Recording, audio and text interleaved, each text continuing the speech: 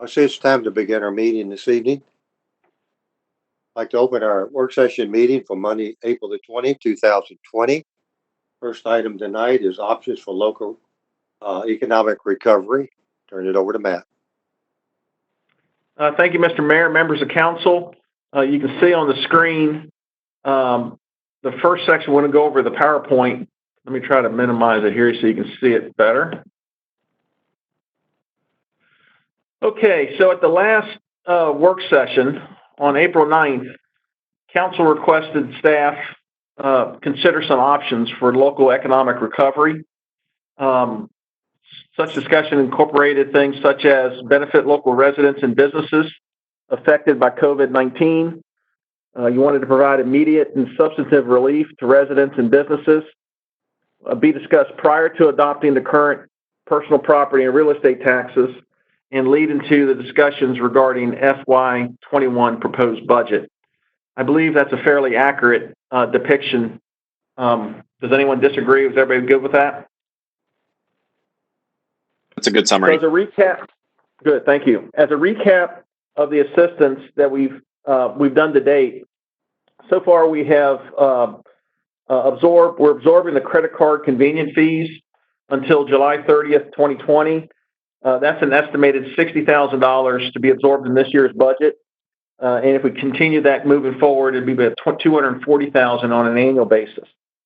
Penalties and late fees related to past due utility bills are being waived until town is able to resume normal operation.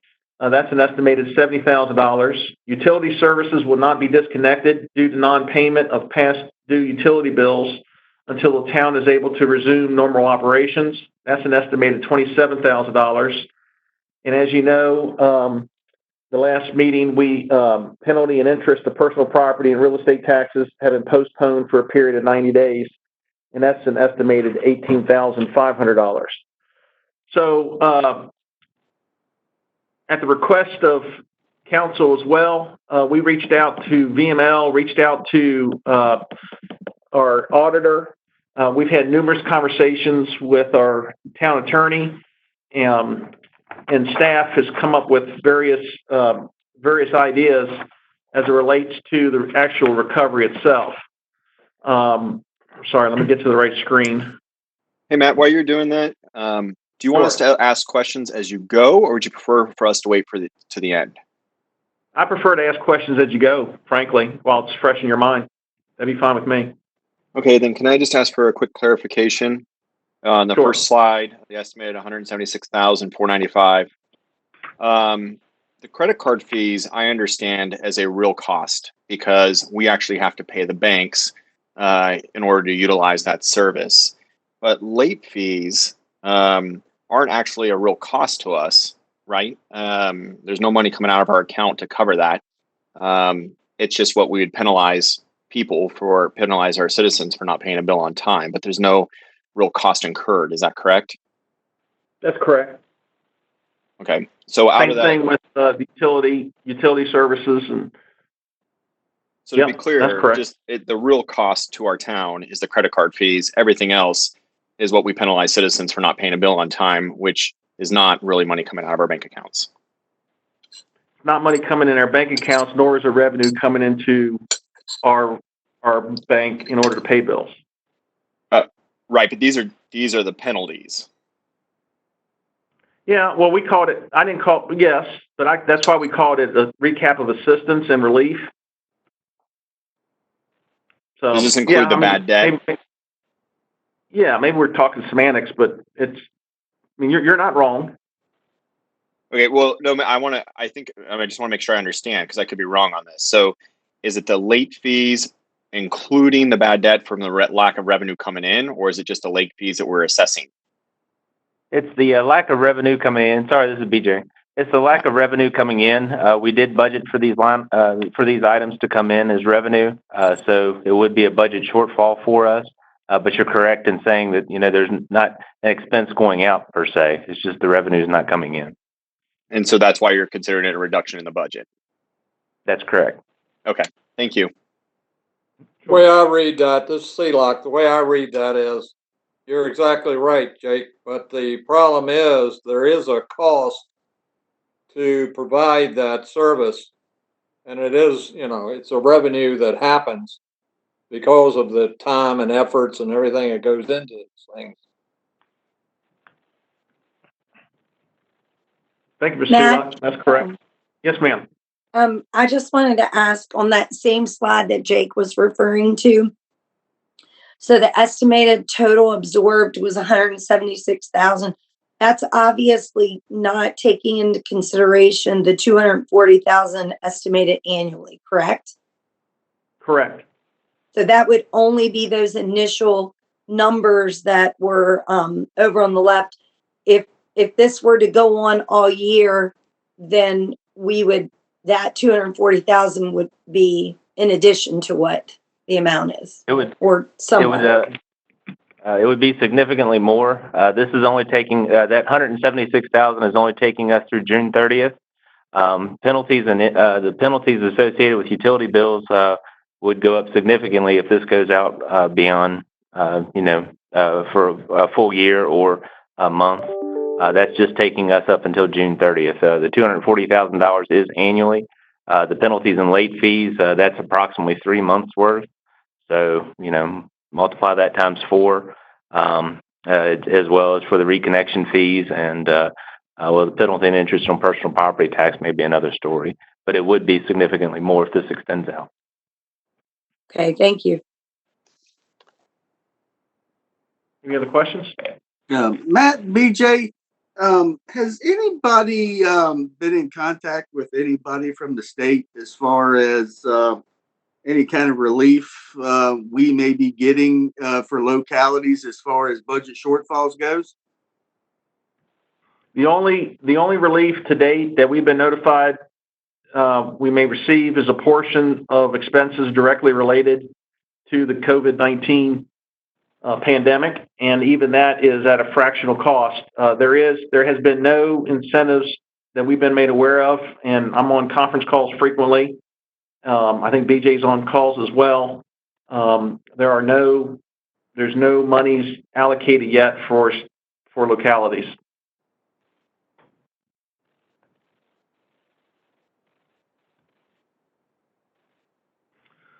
Okay, I'm going to move. Go ahead. Thank you. Yes, sir. Thank you. Okay, so after many rounds of conversation, BJ and I feel that the best way to address this, along with our auditor and others, is if you decide that you want to offer economic recovery relief for individuals and businesses, is to take it out of the general fund. We take out approximately up to a total of $1.5 million we'd feel comfortable with out of the general fund, unrestricted fund reserves to be distributed to local citizens and businesses for relief. This would excluding the OPEB liability.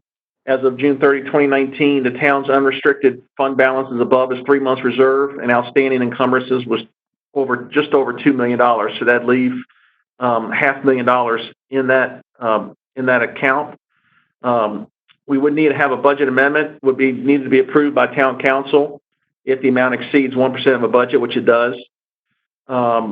We also would recommend delaying the 2% water rate. We had a conversation with Stantec, and we feel as if we could delay the 2% water rate, reducing the water and sewer connection fees. That's already was recommended by Stantec. And we also would recommend continuing with the real estate tax rate reduction to coincide with the FY21 proposed budget. Now, as it relates to specifically the parameters, we've had probably more discussion on trying to determine the criteria by which businesses would qualify in an effort to make it simple for the businesses and to eliminate and to really target those that are in the greatest need of recovery of monies. I mean, I'm hearing reports just today or this weekend. I read a report from the Brookings Institute that said approximately 30% of our small businesses in Warren County may not be able to make it through this pandemic. So over the next couple weeks. I'm still working with staff. I'm working with some nonprofit organizations, economic development organizations, trying to come up with what the right formula is and come up with the right process, as well as the parameters around by which those that are unemployed can receive some additional funds should the council wish to do that, as well as businesses. It would be my strong recommendation that once staff comes up with the package of what it looks like and the logistics and mechanics of it, that we roll it out slowly in an effort to ensure we work out the glitches on the first round, and then we can go accordingly from there. So with that, I'll stop. You probably have dozens of questions just off that.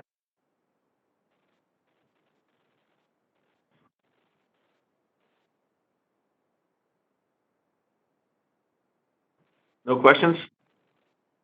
Make sure I'm understanding it correctly, that right now we're just discussing it, and then you're going to come back with some suggestions on how we roll it out, what the parameters are to roll it out, how we get that also to not just businesses, but to our private citizens as well. Yes, ma'am. Yes, that's correct. And there is no good answer. There's no good way to do it. As I've explained, government is not intended to be a charity.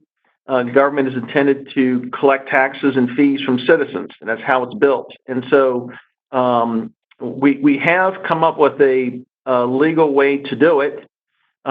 There's other jurisdictions that have found some creative ways of doing it. Most of them are using local economic development authorities, which is the easiest way to administer a program such as this. I believe we have, that is an option should council want to do it after July 1st, because we were approved to have our own EDA, but that's going to take some mechanics in and of itself. So we do have another option that I believe is going to be suitable. And as it relates to private citizens, again, it's coming up with that criteria. You only have so much funds. You want to make the relief to the individual or business substantive enough.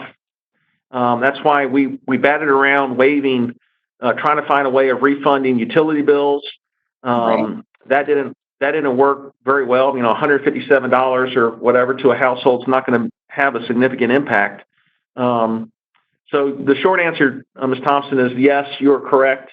I'm hoping I'd like to have something figured out as far as an 80% solution in the next 5 days. Okay. And then hopefully present it to council and then let council digest it and process it. The timing of this, I tell you, this weekend I spent a lot of time researching and trying to build an outline for how to handle this relief.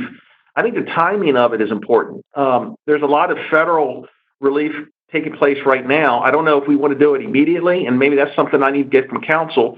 Do you want to do this as soon as possible, or would you rather wait until June timeframe in an effort to hopefully use some of this money to help businesses get started again? It just depends on, or I can just go as quickly as I can. I mean, however you want me to move on this.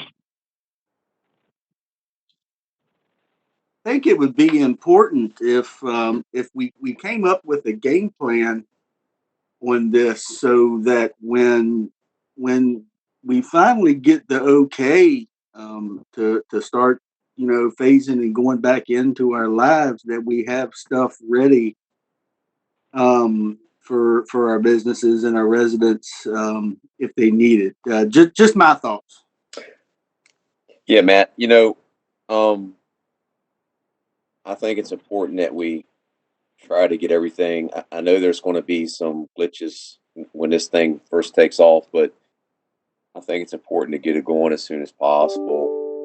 And if we have to wait till June, yeah, but if not, I think we should start on it ASAP, because you're saying, when these businesses open back up, well, maybe some of those businesses won't open back up. So I think it's important to try to get the help out to them now if we can. But I know it's going to take some time getting everything together. My other Sure. question is, what other communities did you look at, Matt? Yeah, so I can't pronounce the name. It was Cuyahoga. Cuyahoga, Ohio. Yeah. We looked at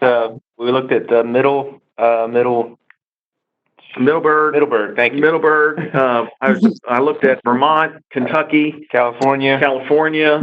Wow. Okay. just to name a few. The Ohio one, and I will send you. I'll make a note to send you guys out the website. Okay. It was very impressive.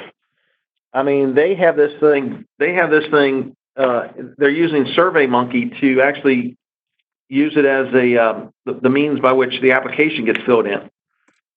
I mean, they've done a really good job. I think it's a little bit more complicated than what I think we need. But the goal, and see if you guys like this as well. My intent would be to have basically 2 tiers, maybe 3 tiers of business. Well, let me back up. There's 2 major groups as I see it. I have group 1, which are the groups that were forced to close completely. You know, the gyms, the movie theaters, the bowling alleys, the hair salons. They were impacted first, and they were impacted, you know, the most more significantly than anyone else that could be allowed to maintain some level of operation. So I really want to make sure we offer relief for that group at a higher percentage than perhaps another tier group, and then break down all the groups into probably 3 categories. For instance, businesses that make less than 50,000, businesses that make 50,000 to 250,000 in revenues, and then businesses that make 250 and above, let's say. The good news is, as town finance, well, we have gross receipts for various classes of businesses based upon the business licenses. So I believe I can set up. And BJ and Alyssa have had a lot of conversations about this. We think we can set up a formula that is as fair as possible and target those businesses that are most impacted. And that's the intent. And so the devil's in the detail, but that's what we're trying to accomplish.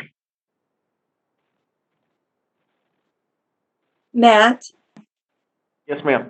This is maybe, I'm not sure this is the best question, but you just made me think of something about some of these businesses. Do we have any indication of whether the county might be possibly looking at some of these same things, like, because some of these businesses, they're in the town and the county. I'm just curious if we have any indication if they might be doing this same type of relief. No, ma'am. I have received no indication of that. I have made various individuals, elected and non-elected, aware of this discussion tonight, since we made it public, because I did not want to blindside them and paint them to a corner, so to speak. I think they're. It wouldn't surprise me if they. My goal would have been, and this is what I shared. I wanted to see them match our levels so that we could double the amount of relief to those that are unemployed and to businesses. But I have not received any confirmation on that yet. They have their meeting tomorrow night, so they may discuss it tomorrow night. Okay, thank you. You're welcome. Any other discussion on is the number the right number? That was something I wanted to ask council tonight. Sorry, that was I was going to ask you. I see the 1.5 million is clear. The 2% water rate, reduction of water sewer connection fees, and the real estate tax reduction. What's the total dollar amount associated with that? Like our stimulus. I don't have that figure off the top of my head, but I can certainly provide it. Yeah, good question. We don't have. What do we think 1.5 million breaks down to, as far as whether it's utility relief or tax relief for businesses? Is it $500,000 for residential, $1 million for businesses? Do we have any kind of idea of how that would be divvied out? That was the number I was thinking. I was thinking of rolling it out first in perhaps a $250,000 tranche for individuals and businesses, and maybe work out kinks in the system. But I was thinking probably $1 million businesses, 500,000 in those unemployed. And that's something to think about as well, Jake and other members of council. If you're unemployed right now, not only do you get state unemployment, but you also get an extra $600 a week in the COVID-19 unemployment benefit. I've had many people tell me that's a significant incentive. So, I think between now and the time we actually decide to move forward on this, I would encourage all council to decide how much of the personal relief are we looking for. Because like right now, if you're unemployed, they're making much more than they used to on straight state unemployment.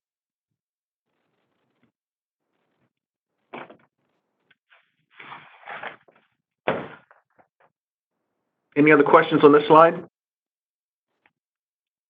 None for me. Thank you. Potential significant negative impacts. Reduction of electric rates and garbage rates. If we were to reduce electric and refuse balances are currently very low. They're below their 3 months reserve levels. Revenue shortfalls related to COVID-19 may require substantial decreases in expenditures. So we looked at, in other words, what we're trying to say here is we looked at possibly lowering the electric rates, lowering the refuse rates. We thought about refunding.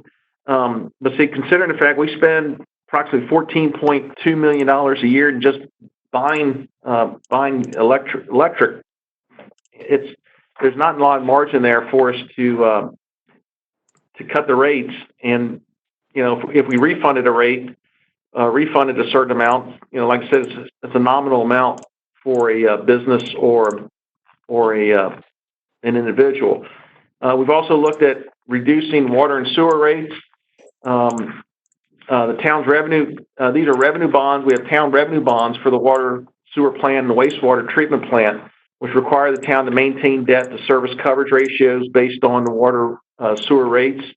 Non-compliance could jeopardize the 0% financing. Also, the town auditor said that we couldn't refund out of the water and sewer fund portion of the utility bills because of those revenue bonds.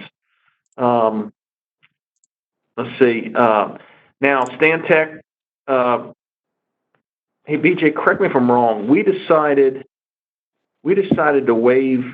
We're going to keep on the sewer rates. Correct. We're going to yes. Recommendation is to keep the increased sewer rate at 3.5. Yes, 3.5%. Yeah.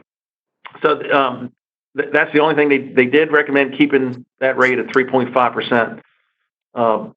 And we talked about that at length, but we were able to not have the increase of the water rate this year, so we were able to defer that. Any questions here?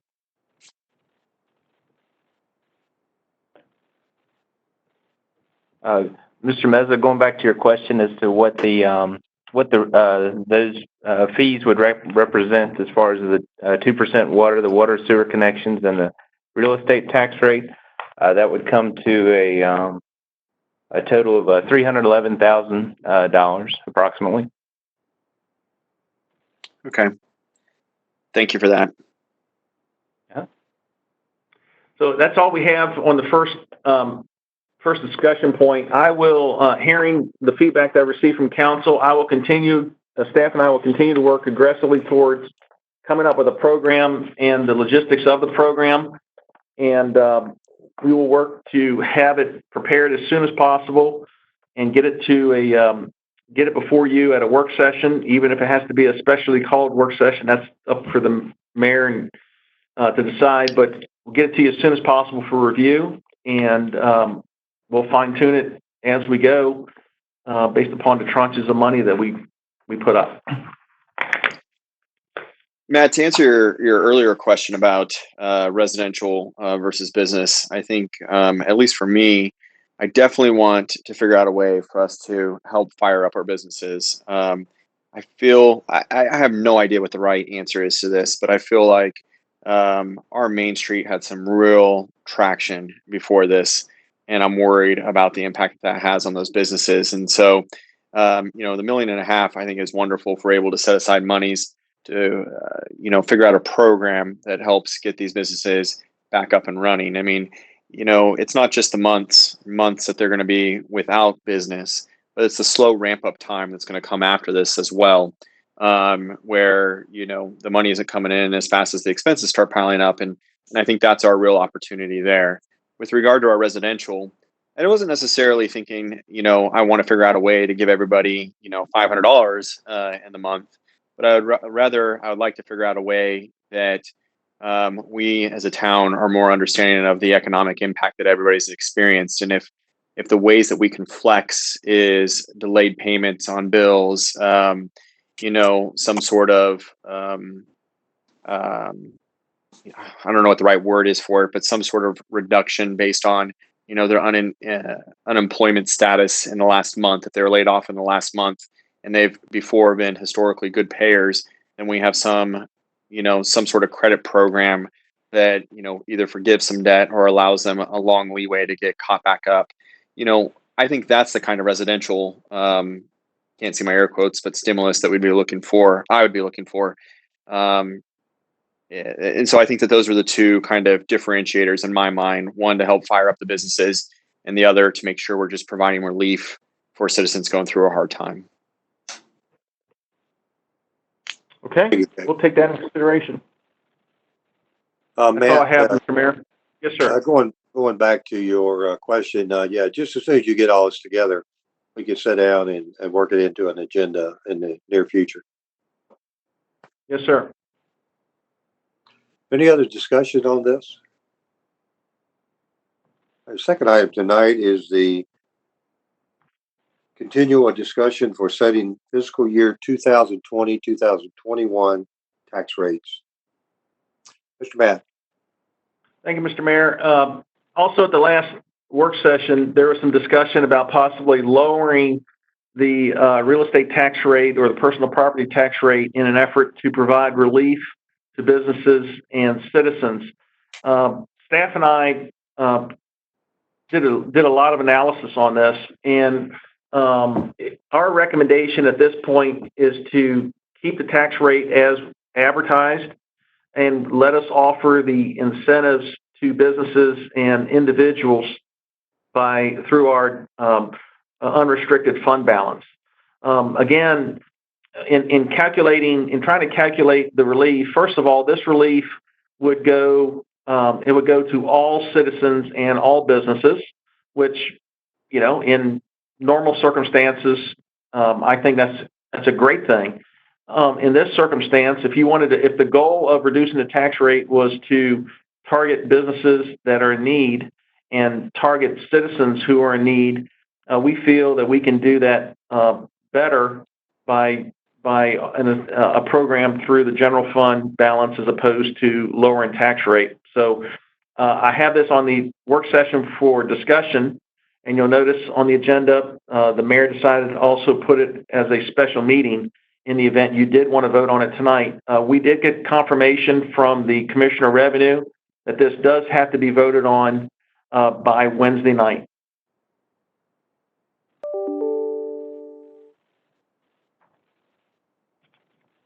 Is there any discussion on this time? I'd just like to say that, Matt, I like the way that you phrased that, that this reduction in the tax rate would actually benefit all of our citizens.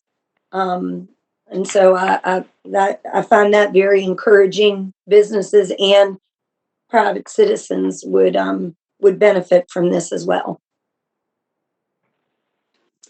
Matt, my favorite question, how are we coming along with tourism?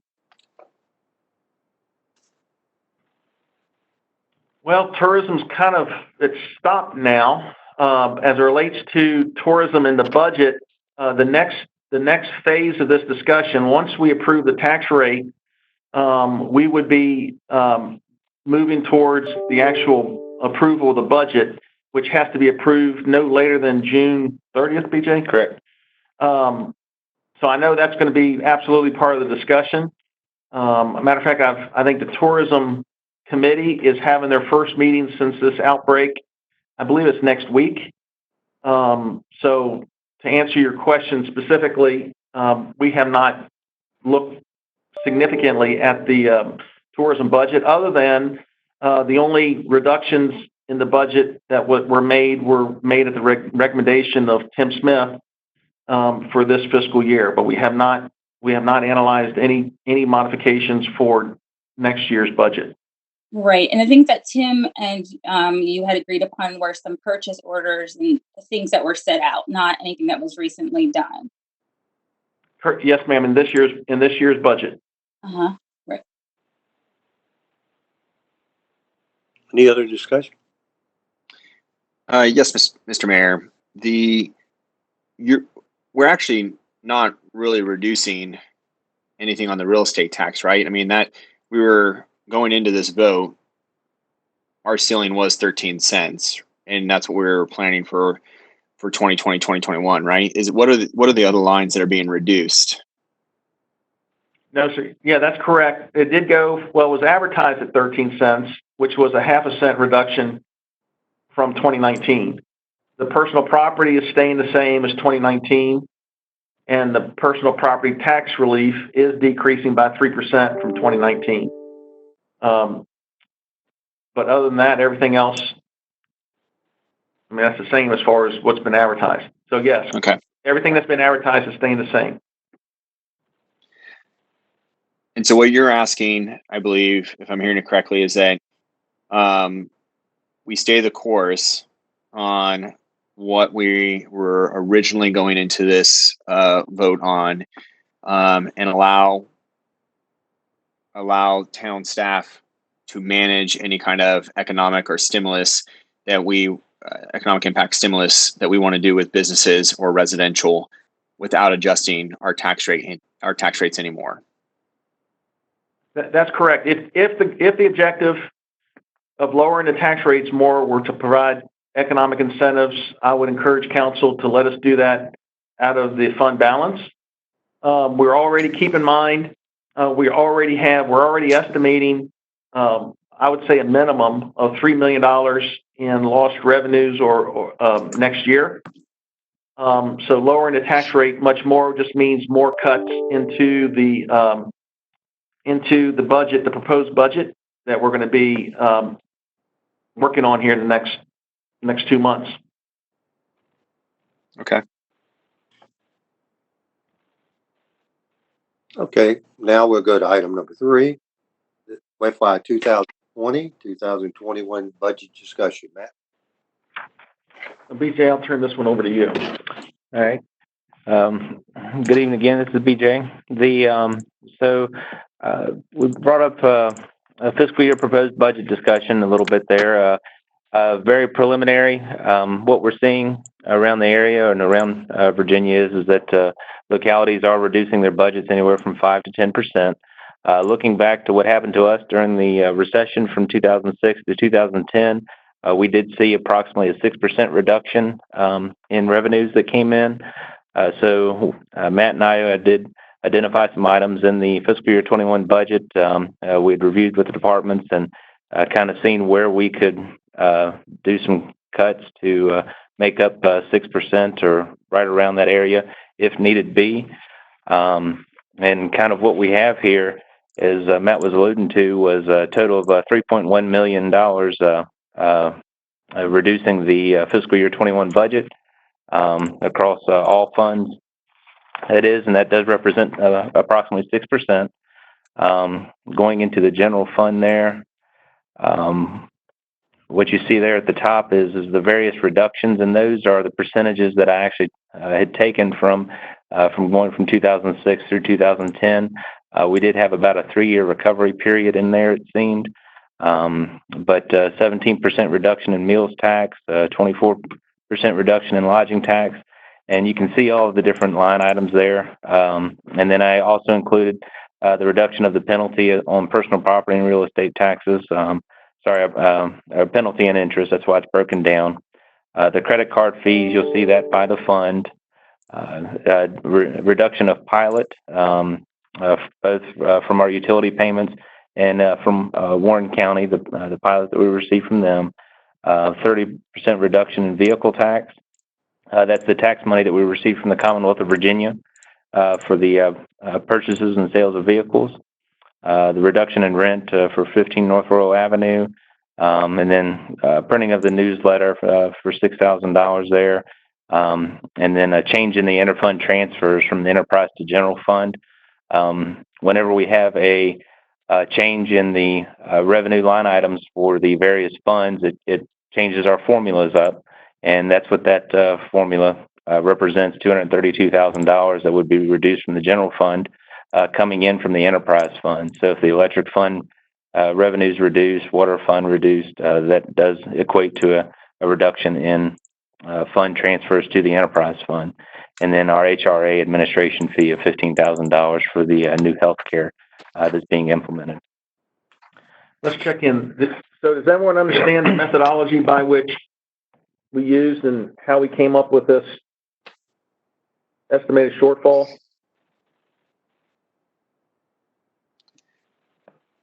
Okay, so if we go on now and look at specifically, we met with department heads again and walked through various other reductions. And you see in the blue section, these are savings that we would incur with either modifications, reductions. You notice for instance, blighted buildings and tourism line item will be taken out. The extended trolley hours will be taken out as an example. The downtown events, the $4,000 for the gazebo flicks taken out. Cut through some IT services. We eliminated the debt services for the fleet maintenance building, even though that building is in badly needed of remodel or new building. We did take that away. We eliminated the merit increase, for employees, the compensation study, year 3 funding. Also eliminated the assistant town manager position, and again the interfund transfer for street fund. And then we just tweaked some other fees. Any questions in that blue section? So the blue section is just contingency if we needed to come up with another 1.3 million. That's correct. So, so it depends on how you want to do this. So when we go through our proposed budget, there's a couple methodologies to use. We could go in and reduce our revenue projections by an estimated 6%. And if we did that, we would go through and start adjusting these kind of line items in order to balance the budget. That's one option. Option 2 is we could keep the revenue projections as we presented a month and a half ago, in which case, once July, August roll around, you can roll into and start making these modifications as we go every month or every quarter. I believe a happy medium is I think going in now and cutting it 6% is a prudent thing to do. And if we find out in December, the new town manager and council, then BJ in December, find out that revenues are not projected to be quite that significant, then maybe you start adding some of these line items back into the budget. Yeah, that was a little bit of where my question was going is, are we going to have levers or mile markers where we say, oh, now we hit $1 million in revenue shortfall, so here goes these budgeted items, and now we're at 2.5 million. Well, here goes the next round of budgeted items, and so forth. Because I think that 6%, I know we're basing it on the recession period of 2008, but I mean, nobody has a crystal ball here, but I still think that's optimistic. in the recession period, we still had businesses operating. We've literally had like barely any businesses operating in the last month, 6 weeks. And I think that's going to be more of an impact than 6%, but could be wrong. Yeah, and you're exactly right. I mean, I couldn't agree with you more. I don't know where that good number is. If it's, is it higher? Is it lower? I don't really have much to use. So, I mean, the recession was kind of the closest thing I could find. Yeah, but and you're exactly right. I think that's good. I'm not knocking that, BJ. I think that's good. I mean, you got to use something to benchmark. What I'm getting at is, are we going to monitor it to know that we're on track to surpass the $3 million or $3.5 million, and now we have to cut other things, and that's the contingency items that we'd be pulling out. Yes, that's exactly. You're exactly. We're on the same page there. I mean, what I would expect is we're going to obviously continue to monitor our revenues constantly, monthly with council, and then adjust projections as we move forward. If businesses do reopen, we can kind of get a feel as to where things are going. But it's really going to be a month by month basis as to how this thing's going to play out. Are we going to remain closed for a longer period of time? Will there be a huge recovery when businesses do open? I mean, it's going to be a constantly monitoring. But we can put these items over into contingency, and then as we move forward, we could take them out if revenues are recovering, or it may be that we have to move more into contingency. I feel this is a good starting point for us, but we would have to continually monitor and make updates as needed. Council, when I initially spoke about this in the beginning, I said take all the funds that we could out of the 1920 budget and move it forward to a reserve category for these shortfalls. And I think everybody bought into that. The next phase is what you're going through right now, is this phase of staff that's going through and eliminated items and pushing that forward so that any shortfalls we can meet as a council on a monthly basis, and with BJ's guidance, tell us where the shortfalls are, and then we can eliminate or approve any one of these items going forward. That's a whole plan for a contingency. You push out the reserve dollars as far as we can to cover shortfalls from this year into next year. Those dollars are in reserve, saved. And my understanding, BJ, is that you would put it in a contingency category and hold it where council will approve anyway, any dollar spent. But this way, we've got some control. And I think this is a very good start, and exactly the way BJ has presented it gives us a real clear picture. Well, just to be clear, our fiscal policies, we're not allowed to use the contingency basically puts the items into a contingency fund, but our fiscal policies don't allow us to carry over operating expenses from one year to the next, such as salaries. We're not supposed to carry over salaries. But what would happen is we would have these items into contingency. So if we wanted to start the year off with, let's say, the $1.3 million into contingency, then we could make it to where council would have to approve any money be used out of those, as you're stating, Mr. Seelock. BJ, but the point being that the 21 budget, we as a council review these things with you and the town manager on a monthly basis, so that we can direct and control some of this with your help. That's the whole point of all this. Yes, sir. I certainly agree with that. Certainly on a monthly basis, if not more, unfortunately, just the times we're in. Okay, so out of the general fund, Mr. Mayor, members of council, you'll see that we'll have a shortage after the contingency transfers, about $70,000, but we're getting closer. Out of the general fund, street fund, Yeah, street fund is comprised of if we were to receive a 3% reduction in the funding from the Commonwealth of Virginia. That's what that's alluding to, and then we would reduce the interfund transfer from general fund is where the $204,000 comes from, and we would be able to make up that and balance that fund. Electric fund.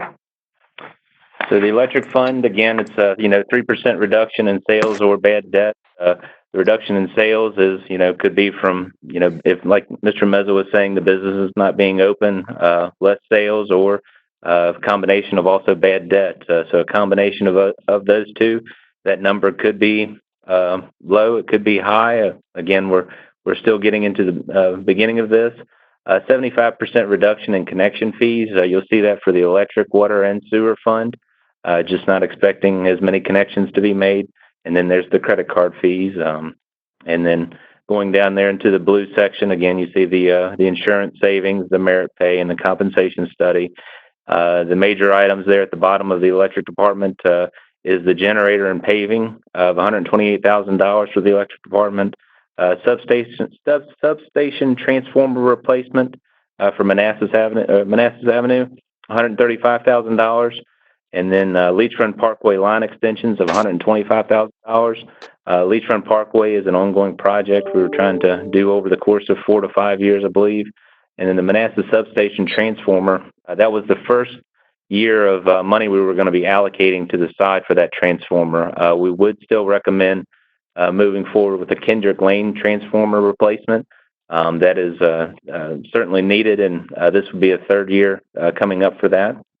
But after we do those reductions, as you see, we're a little bit short there, $45,000. But as Matt had mentioned, we are making up ground by doing these.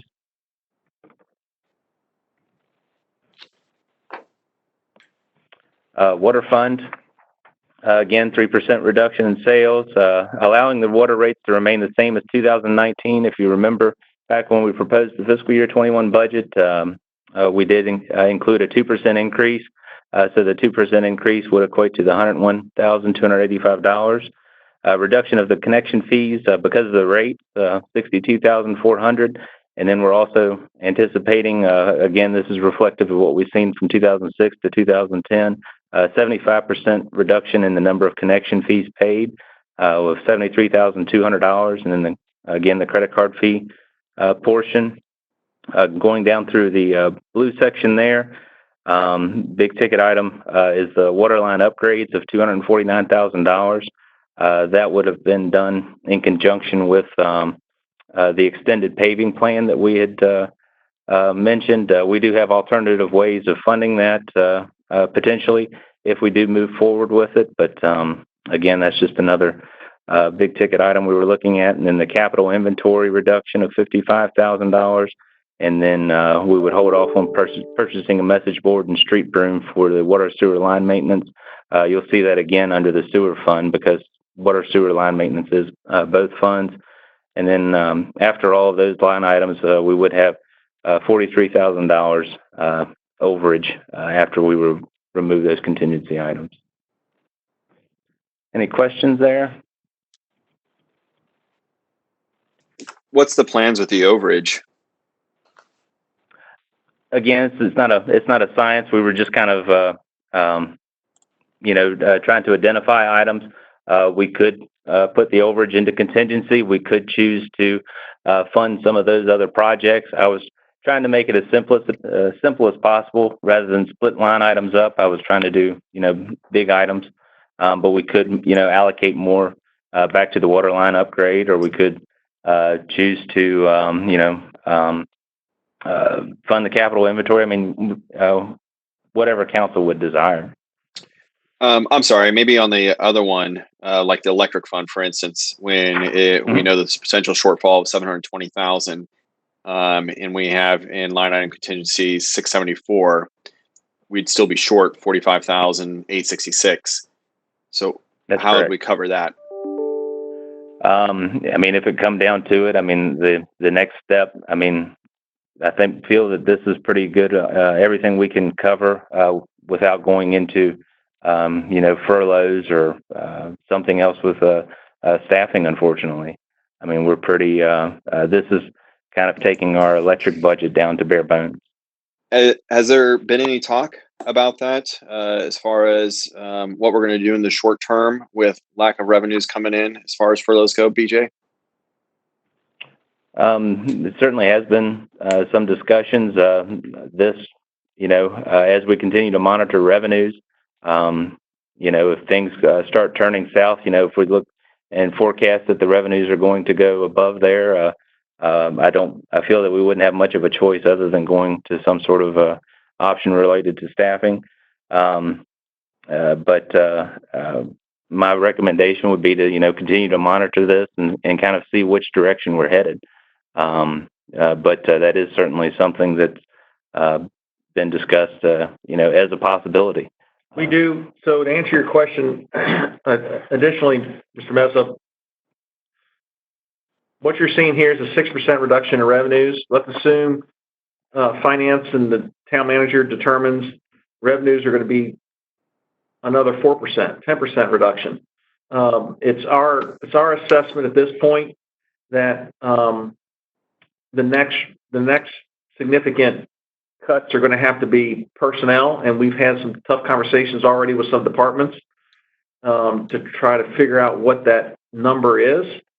And so the goal would be to have, just like you see a document here, we'd have a second document prepared of what another round of personnel reductions and furloughs would look like. Right, but the 6%, if this is supposed to try to align with a 6% reduction in the budget, we're not even covering that, right?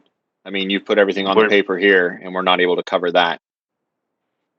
You're correct. We would be approximately $45,000 short. Between the general fund and our utilities? No, just electric. Electric is $45,000 short if we were to go to the But I mean, 45 on that one, and I can't remember the other one now. Was 100 and something. The sewer fund was 100 and some dollars. 100,000. Yes, sir. That's correct. So there's still some big ticket items that if we did experience a 6% decrease, we're not gonna be able to cover those utilities, right? That is correct. A couple of the funds would not unless So if we are correct. Yeah, so if we're basing a plan on a potential 6% reduction, shouldn't we be trying to recover from that and the line items that we're putting down here so that we actually have a plan to meet that reduction?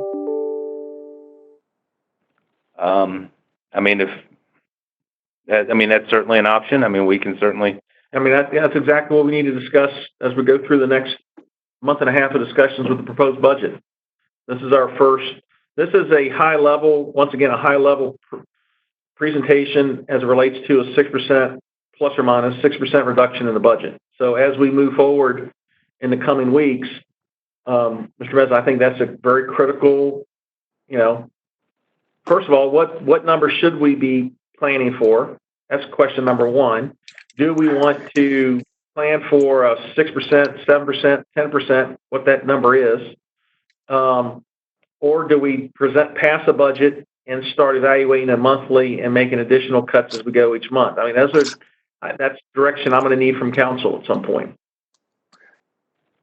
Well, so my comment on this, and I just feel like, I want to push in this direction. I really respect all the work that's been done, but if we were going to make revenue assumptions at 6% loss, then we should have a plan for expense reductions that recovers that 6% loss.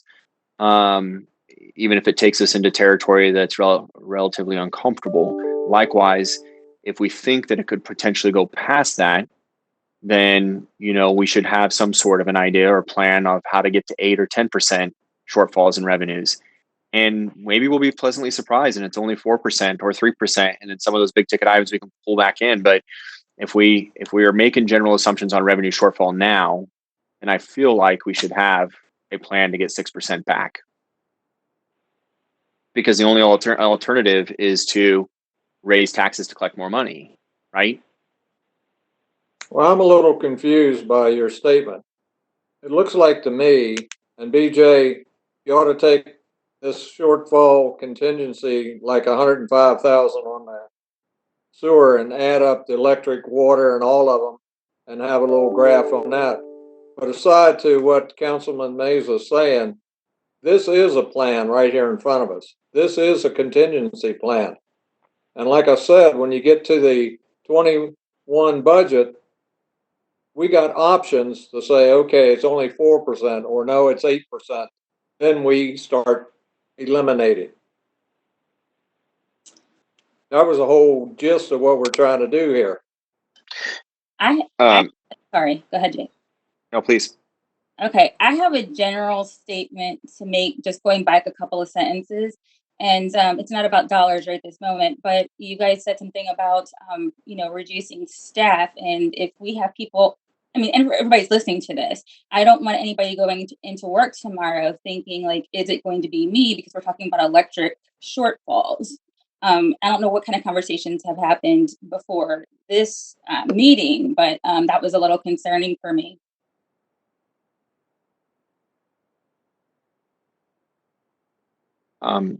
May I comment?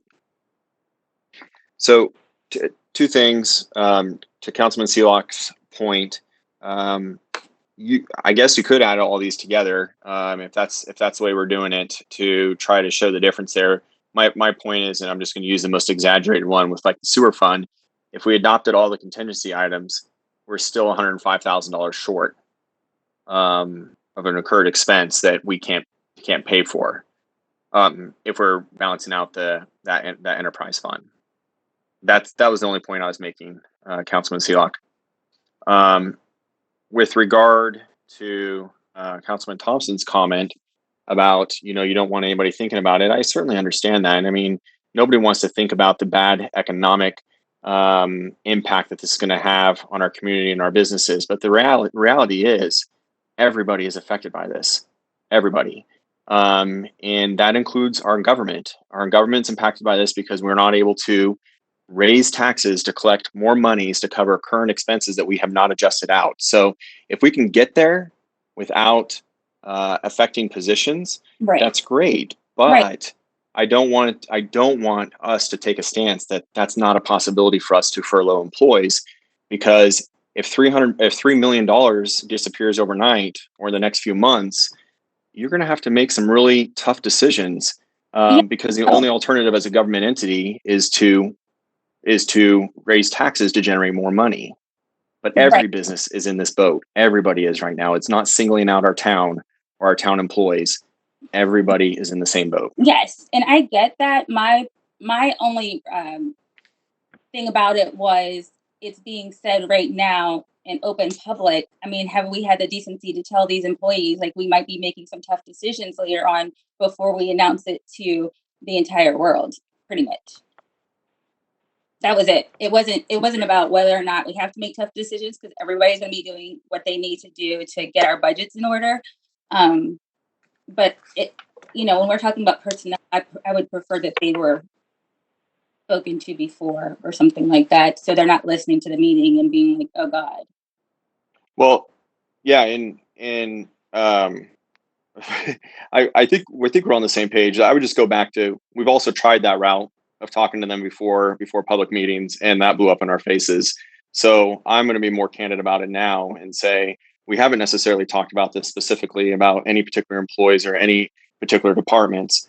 But I think generally speaking, we need to understand that we have to look at the whole picture, which could include some furlough options or temporary staff layoffs or something along those lines. And as ugly as that sounds, I feel like if we have it stated here, even tonight during our budget discussions, then this isn't some sort of secret meeting that's happening or some sort of, hidden message that's getting out there to the public that they want to, or to our town employees that they want to hear otherwise. Again, prefacing it with, I think BJ does a wonderful job. And I think that Matt and BJ have brought to the table absolutely everything that we possibly can. But to my point earlier about the revenue projections, if it comes in at 6%, then we're still going to have a hard time hitting that. And if it goes past that, what's our alternative? And our largest line item that we have is staff salary and benefits and expenses. And I know I know I'm going to get a bunch of hate mail for saying that, but that is the cold hard reality. Well, let's look at reality. And Matt, follow what I'm saying very carefully. The personnel. We have 4 critical positions in this staffing right now that we're understaffed. And that's got to go forward. There are probably 18 positions that's been requested, but 10 of them will not be filled at this time. So some of this is already in process. And Matt, you might want to speak to that rather than me, but that's some of the discussions we've had. Yeah, that's a good point, Mr. Seelock, and that is accurate. We've looked at unfilled positions. Currently, I don't have the spreadsheet in front of me. I believe we're carrying about 18.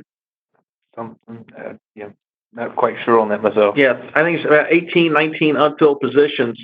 Of the unfilled positions, we've met with department heads and identified the critical hires. So, and I think we can. I think we can possibly get by. And I'll have this.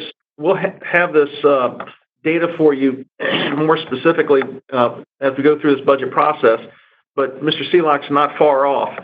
I think we can go from approximately 177 employees on our org chart for FY19 to we're pulling it up here. Hang on one moment. We're pulling it up as we speak, so we're more accurate in our numbers. What's the total? First page. It was 177, wasn't it? Org chart down here. I don't have the total list.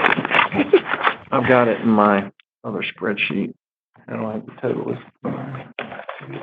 Anyways, we'll have that for you at the next meeting, but I think we're going to be able to reduce from our FTE count anywhere from 8 to 10 employees just by not rehiring people, hiring for vacated positions.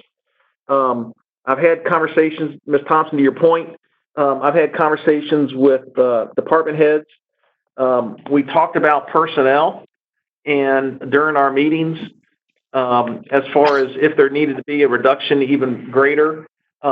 Fortunately, most of the departments got close to the numbers that we were seeking without having any furloughed personnel discussions at this point.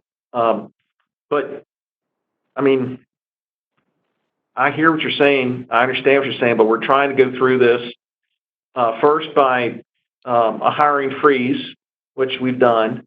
You have to realize also, we've shaved $3.3 million from this year's budget, and we presented a budget with $3.1 million in next year. So within only a few months, we've reduced the size of government by $6 million. And there may have to be more, just like Mr. Mezza said, but I mean, it is what it is. I mean, at this point, I don't feel we can cut any more out of the operations, especially out of some of these enterprise funds. I just don't know where we cut any more out of the operations without talking about personnel at some point in the future. Right. Well, thank you for that. And I think it was important. I'm glad that Bill brought up the number of vacant positions that we're just not filling. That's helping with this number as well. Yes, ma'am. Well, that was how many Councilman, was there is planning already established on staffing, and I didn't mean to steal the town manager's thunder there, but that's exactly what has been happening, and they've been thinking about it well in advance. So that's where we're at. That's the FTE, just for clarification, that's an FTE reduction over our last year's run rate of total FTEs. Correct. So that doesn't include the open positions that we were turning over or didn't fill last year. No, it does. Meaning if the org chart, if each department had a certain number, and I want to say it was 177. I'm saying if we look back at our total paid FTEs last year, and it was 170 or 170, and what you're saying is we're going to have 18 less positions than that. Now, it's probably going to be closer to 10. Okay. Do you understand what I'm saying, though? The differentiator, paid FTEs versus FTEs on an org chart? Yes, I do. But from the org chart, I mean, we budget based upon the org chart. So in FY21 proposed budget, it was based upon a reduction of go back. It was 177 to 172, I think it was, FTEs from our. Hang on, Jake. It's in my letter. Let's see. Should have had this off the top of mind. No, it's okay. I don't want to delay it for everybody. But yes, I think we're going from 177 to 172 FTEs for the proposed budget. So the proposed budget does include funding 172, if that's the right number, 172 full-time equivalents. What I'm proposing is that just by not filling positions that we currently have vacated, might shave that down to 165, 162, 167. I've got to get the exact count just by not filling, which means we can reduce the budget more by not filling some of those positions. Okay. Sounds good. Thank you. Yeah, sorry. It's complicated. Maybe I'm not explaining it well. Refuge, pretty simple. Not a lot of savings. Yep. I think that was the last slide. Yeah. So that was it that we had on the discussion for the next year's budget. Again, this was a high-level discussion. BJ and I and Alyssa and department heads, we're going to continue to have these discussions, fine-tuning it. And then for the next, I would suggest at this point, Mr. Mayor and members of council, that we have a special work session just to talk about the budget at some point here very soon, because we're probably going to need a couple, 2-3 work sessions before we get to the point of where we're ready to discuss adoption of the budget.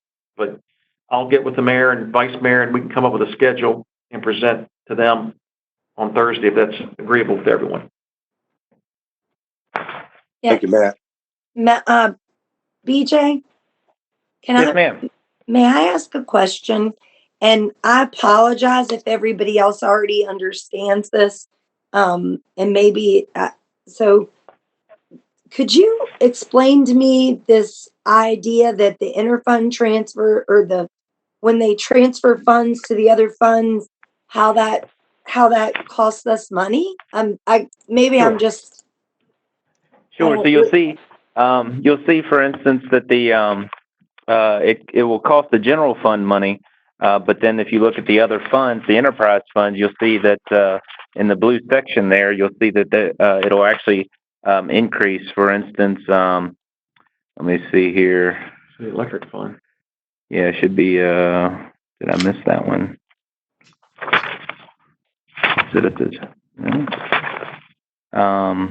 Okay, well, I must have missed it. Yeah, I must have missed it for the electric fund, so I apologize on that. But the water fund, you see it has $42,150 increase. So what that is the support given to from the enterprise fund to the general fund. It's based on certain departments, like the town manager. He's over all the enterprise funds as well as the general fund. So the enterprise funds help pay for a portion of the town manager's salary. As with the Department of Finance, my department is responsible for collecting all the utility bills. So a portion of that is expensed throughout there, and it's based upon a formula. And if you look at the back of the budget book, it actually breaks down how that is comprised. It's on page 70 of the fiscal year 21 proposed budget, and it breaks it down as to what departments are included in there and exactly the percentage of revenue that gets hit. It's an adopted formula from our auditors, and it's accepted by the GFOA. And if the revenues increase or decrease for one of the enterprise funds, or general fund for that matter, it affects how much can be transferred. And page 70 also lists out all of the transfers that we've had for the past several years, showing how they've changed. And it's a guideline as to the sort of the maximum amount that's allowable based on the formula. Okay. Sorry if that was a little wordy. I mean, I'll be happy to sit down with you and explain it in detail if you'd like. Okay, thank you. I appreciate it. I was having a hard time wrapping my brain around that one. And then my other thought, this is just a general thought about all of this is that when we do come together and discuss these budget things, I was thinking even if we had like I won't say a hit list, but like a list of priorities in each section, like if it's only 4%, these are the things we'd put back in. If it's 8%, these are things, kind of almost putting them in a priority list of like 1 to 10. I know that maybe sounds too simple, but then we don't each time have to go through saying this is important, this isn't important, but kind of get the department heads to help us like make a priority list. This needs to stay if we can keep it. This is okay if it goes. Anyway, that's all. And yeah, that certainly would be a good idea. I guess one of the first things we need to determine is what's the number that we want to try to project. Is 6% a good number? Is it like Mr. Mez was saying? Is it 10%, or is it less than that? Is it 3%? I mean, that's where we need to come to see where we want to go, and then we can sort of prioritize. Do we need to go higher than what we have, or do we want to stick with a lower amount? But as the revenues start coming in here over the next few weeks, I'll get a better idea of what we're looking at and where we're standing. Today, the meals and lodging taxes were due. I haven't had a chance to review that yet, but like I say, going into April 30th, I'll have a better idea as to where we stand for the month and be able to have a better feel for what we may be looking at. Yeah, let me add one point to this that might be critical for you to contemplate before our next work session on the proposed budget for FY21. If we were to forecast a revenue reduction of 6% from what we presented to you already, we would have to go in and allocate these reductions in the proposed budget before adoption, meaning so these cuts would be made. If you wanted to go in and do 10% reduction, then we would have to go through and find 4% more in cuts in order to balance the budget. On the flip side, you could project no modifications in revenues than what we've already presented, and you could adopt the budget as we currently have it presented, and then you can modify it on a monthly basis based upon the reality of what the revenues currently are. So those are the extreme options.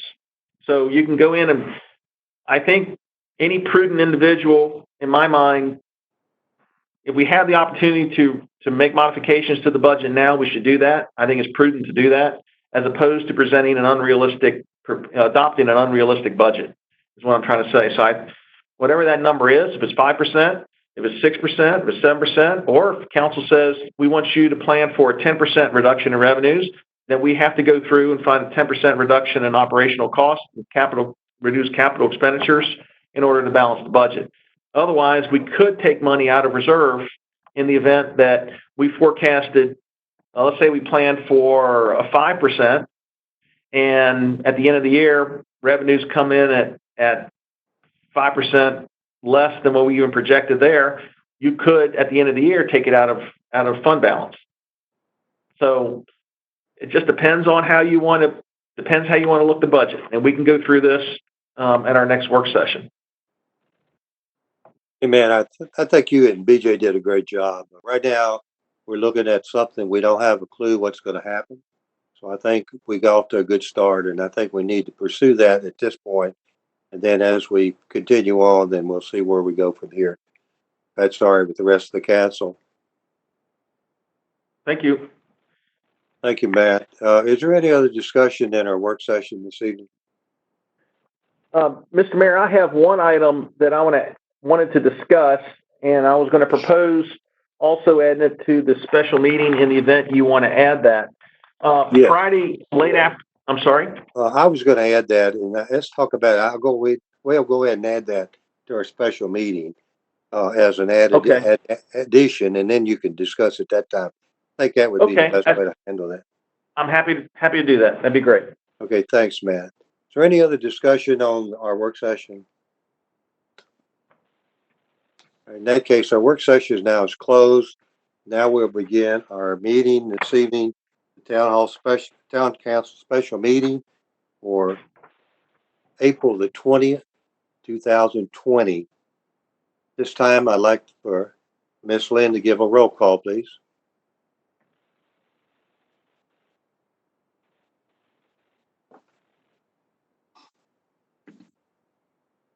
Ms. Lynn, are you going to speak on mute?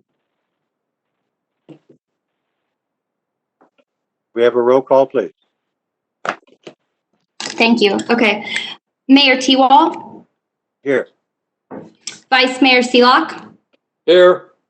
Councilman Cockrell. Here. Councilman Gillespie. Here. Councilman Holloway. Here. Councilman Meza. Here. Councilman Thompson. Thank you. Thank you. The second item tonight is to add the special, let me read it here. Does the council approve authorized temporary use of the shower trailer, Warren County Health and Human Services to be added? Do I hear someone make a motion to add that to our regular agenda?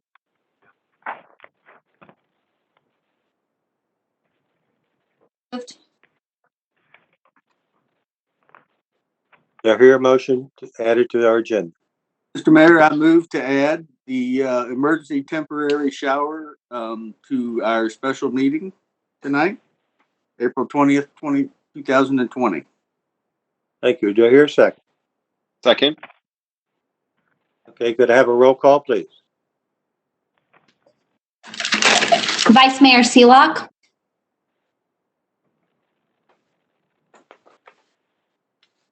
Vice Mayor Seelock.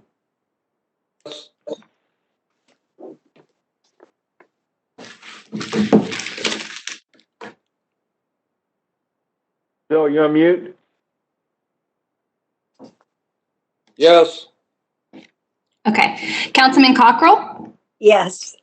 Councilman Gillespie. Yes. Councilman Holloway. Yes. Councilman Meza. Councilman Thompson. Yes. Okay, what we'll do, we'll add that as the third item this evening after the second one, which would be our next item.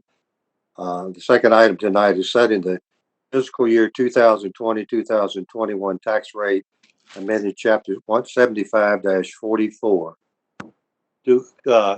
Lynn, could you give us read the summary for that, please? Yeah, absolutely. Council is requested to adopt a real property tax rate at 13 cents per $100 assessed value, which represents a decrease of 0.5 cent from the current year's tax rate, and the personal property tax rate at 64 cents per 100 assessed value, which represents no increase over the current year's rate, and to decrease the personal property tax relief rate from 56% to 53% of value on the first $20,000 of assessed value for qualifying vehicles with an assessed value greater than $1,000, and a personal property tax relief rate of 100% for qualifying vehicles with an assessed value of $1,000 or less pursuant to Virginia Code 58.1-3524. And all owners of qualified vehicles will be notified on their Town of Front Royal personal property tax bill. Council is further requested to adopt on its second and final reading an ordinance amendment to Chapter 75-44C to reflect such change as presented. Do I hear a motion? Yes, Mr. Mayor, I move that council adopt a real property tax rate at 13 cents per $100 assessed value, which represents a decrease of 0.0005 cents from 0.5 cent from the current year's tax rate, and the personal property tax rate at $0.64 per $100 assessed value, which represents no increase over the current year's rate, and to decrease the personal property tax rate, relief rate, PPTR, from 56% to 53% of value on the first $20,000 of assessed value for qualifying vehicles with an assessed value greater than $1,000, and a personal property tax relief rate of 100% for qualifying vehicles with an assessed value of $1,000 or less, pursuant to Virginia Code 58.1-3524. I further move that Council adopt on its second and final reading the ordinance amendment for Chapter 75-44.c to reflect the adopted real personal property tax rates as presented. Second. I have a motion and a second. Is there any discussion? Yes, Mr. Mayor, I'd just like to say, obviously, if we're in a normal meeting, we have the public to address, but perhaps somebody's listening or will watch this online. I'm really impressed with the fact that council started rolling this direction prior to the COVID outbreak. It's just become even more imperative that raising tax rates during this time would be a bad decision. It would just put so much more financial burden on our citizens. And so, I'm glad that this coincided with our decision to start moving this direction. I think it made it a lot easier to start working towards finalizing a budget and adopting a budget, while at the same time making sure that we're not continually raising taxes in order to feed our appetite to do projects, more infrastructure builds, and everything else in the town, but rather put it on more of a schedule where we're able to pay for what we're projecting or taking on as projects as we move forward. So I just wanted to make that quick statement in anticipation that this vote passes tonight. Thank you, Jake. Is there any other discussion? Hearing no more discussion, could I have a roll call, please? Vice Mayor Seelock, Yes. Councilman Cockrell, Yes. Councilman Gillespie, Yes. Councilman Holloway, Yes. Councilman Meza, Yes. Councilman Thompson. No. Motion carried. The next item is the item that we added to our agenda this evening. Does everybody have a copy of that? Does everybody have a copy of what we added? Which one? The one for the showers for the yes. Okay, I just want to make sure y'all have it, so I bring it on the table. The next item tonight is the discussion, council approval to authorize temporary use of a shower trailer, County Health and Human Services. Ms. Lynn, could I have a summary read, please? Sure. Michelle Smeltzer, representing Health and Human Services, requested the process of placing a temporary shower trailer onto 465 West 15th Street, Front Royal, Virginia. Town Code 175-1091, temporary trailers, non-residential uses. The town council, in its discretion, may grant a special permit for approval not to exceed 1 year for the use of a temporary trailer or a temporary manufactured home for specified non-residential purposes related to the following permitted uses. If the Human Health and Services, if not granted an emergency approval, the process of obtaining a special use permit would take 2 to 3 months at a cost of $500. Application would need to be reviewed by the Planning Commission prior to Town Council submission. Lynn, would you also read the Town Code Section 175-94, temporary emergencies? Despite the other provisions of this chapter, Town Council may authorize temporary housing and temporary response facilities when necessary to respond to the public needs during a local, state, or national disaster by either natural or man-made events. If such uses are temporarily established in the future by action of Town Council, the time period they are authorized shall be specified with the action of approval. Thank you. Do I hear a motion? Yes, I have a motion. Town Council finding that the following is necessary and appropriate to respond to a public need for temporary housing and temporary response facilities during a time of public emergencies at local, state, and federal levels due to the COVID-19 pandemic.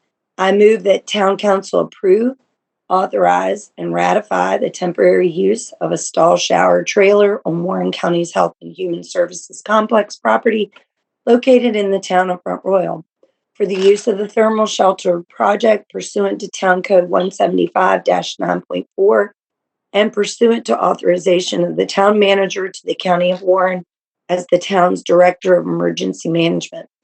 I further move that this temporary use be allowed to continue, A, until October 21st, 2020, B, until such time as the town manager determines that a local emergency due to the COVID-19 pandemic no longer exists, or C, upon a written request from the county administrator of the County of Warren, or upon the written request of the Warren County Community Liaison, or the director of the Warren County Department of Social Services, whichever event first occurs. We have a motion and a second. Now we can go into discussion. Matt, would you want to just talk about it now? I'm happy to, Mr. Mayor. I received this request probably 4 o'clock on Friday afternoon from Michelle Smeltzer through the planning department. It's I believe I speak for Mr. Napier, town attorney, that the town code is specifically for these kind of issues. There are a number of homeless individuals who in the past have been using indoor facilities and that are now closed, and they believe it's a health issue, and they wanted to provide this on a temporary basis. And the way it's currently written, I think it allows enough flexibility, but at the same time it allows enough enforcement that in the event the town manager decides or others decide to have the trailer removed sooner, that can be done. So I think it's a reasonable accommodation based upon the situation we find ourselves. Thank you, Matt. Is there any other discussion? If not, roll call, please. Vice Mayor Seelock.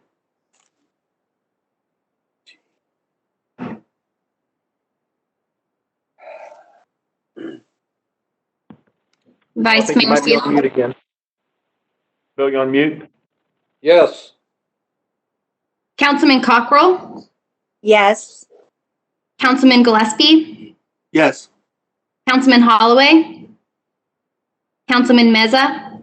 Yes. Councilman Thompson. Yes. Motion carried. Next item on our agenda is item number 4, is a closed meeting. Do I hear a motion to go into closed meeting?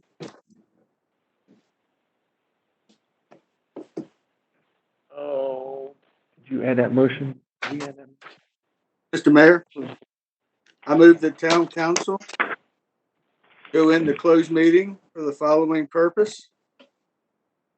Number 1, consultation with legal counsel employed or retained by town council regarding specific legal matters, specifically modification or negotiation of the contractual provisions of FDR Services Corporation of Virginia, requiring the provisions of legal advice by such counsel pursuant to section 2.2-3711.A.8 of the Code of Virginia. Number 2, to consider a potential amended proposed voluntary economic growth sharing agreement with the Board of Supervisors of Warren County or potential future annexation issues regarding the area in the vicinity of the Route 522 North, the town of Front Royal, pursuant to the following: the discussion or consideration of the investment of public funds where competition or bargaining is involved, where if made public initially, the financial interest of the town would be adversely affected under Virginia Code section 2.2-3711.A.6, in consultation with legal counsel employed or retained by town council regarding specific legal matters requiring the provisions of legal advice by such counsel under Virginia Code Section 2.2-3711.A.8, and with respect to a prospective business or industry or the expansion of an existing business or industry where no previous announcement has been made of the business or industry's interest in locating or expanding its facilities in the community. To consider the town's legal position and strategy with respect to potential legal issues concerning town water and sewer service, development fees, connection or tap fees, and related expenses pursuant to Virginia Code Section 2.2-3711.A.8 of the Code of Virginia, as well as discussion concerning pursuant to Section 2.2-3711.A.5 of the Code of Virginia. Thank you. Do I have a second? I second it. Could I have a roll call, please? Mayor Tewalt? Yes. Vice Mayor Seelock? Yes. Councilman Cockrell? Yes. Councilman Gillespie? Yes. Councilman Holloway? Councilman Meza? Yes. Councilman Thompson? Yes.